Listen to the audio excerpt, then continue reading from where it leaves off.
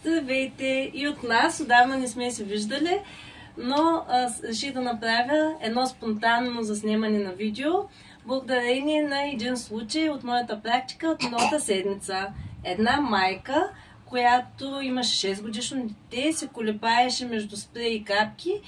И защо предпочитала капките? Защото слагала детенцето да легне по гръб и с главата назад и така слага спрея. А той не може да изпомпа от помпата, когато дъното, тръбичката, на дъното има въздух и тръбичката не може да засмучи всъщност лекарството. И затова предпочитала жената капки.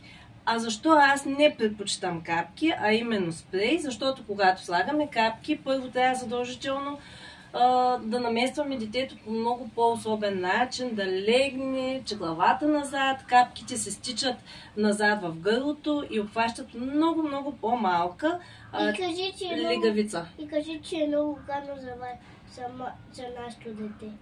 Така ли, мамо? Гадно е. Много често капките горчат, ако попаднат в гърлото. Не са от най-вкусните, те не трябва и да са вкусни. Но там е работата, че те, когато се стикат в гърлото, не е само, че са неприятни за детето, но не могат да обхванат такава площ от носната лигавица и да се свършат работата и лекарството да подейства.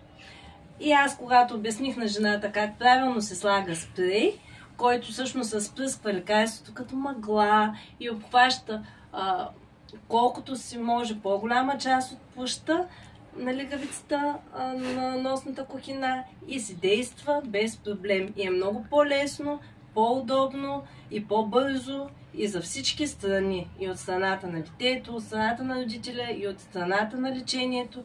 Всички ползи са за спрея.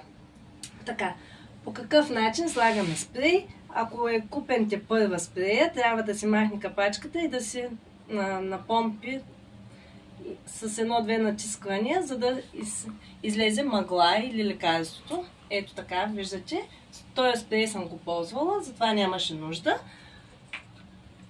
Ако има секрети в нослето, се почистват предварително. Диманчето е здрава и няма сополи, затова директно ще покажем. Всъщност главата не трябва да е назад при спрея, а леко напред, ето така. Челце е точно както в момента е застанала диманчето. И повдигаме, я мамо така настрани. Спрея трябва да е позициониран помпата, ето в този начин. Кажи, мамо. Може ли утре да подарим това цветенце на госпожата? Може, мамо. На госпожата от детската градина. Ще го подарим. Сега. Но коя ще е утре? Диманче, дай да покажем мамо за спрей и ще се уточним за цветето и за госпожата. Става ли? Да. Добре. Значи, спрея не трябва да е... Обичам, мама! Спрея не трябва да е прекалено изправен нагоре или надолу. Трябва да е долу-горе по такъв ъгъл. Главичката е нослето леко надолу. С края на спрея повдигаме леко нозата и не е насочен. Димана, не ме прекъсвай. Не е насочен. Сега аз само наред. И ако детето го е страх, майка му първо го укусва. Добре, но ако ви е много страх, т.е. ако децата ви много ги е страх за разни процедури, като спрей за нос, капки за очи, ще покажем на Диманчето как става. И аз като съм им показвала други клипчета, когато е била малка, как съм излагала капки за очи примерно и не е плакала и се е престрашавала. Сега, спрей по този начин поставен под ъгъл. Димана, моля те. Не трябва да е насочен към преградата на носната кухина, към септума, а трябва да е леко навънка насочен. Повдигаме нозата и пръскваме. И ако детето го е страх, трябва да се затвори очите. Ако го е супер много страх и майка му да го пръсни без да усети. Ама Диманче, добре. Просто дай да го направим, защото сигурно и на хората им си изгуби търпението. Проще го отрежем. Няма нужда да режем. Добре.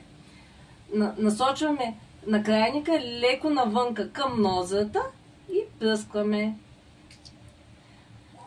леко се засмуква. Значи, ако изтича спрейчето, надолу се засмуква лекичко така. Не трябва да правим резки засмуквания по този начин, за да не нагълтаме спрей, да не отиде в гърлото. И ето йодурата ноза, ето така.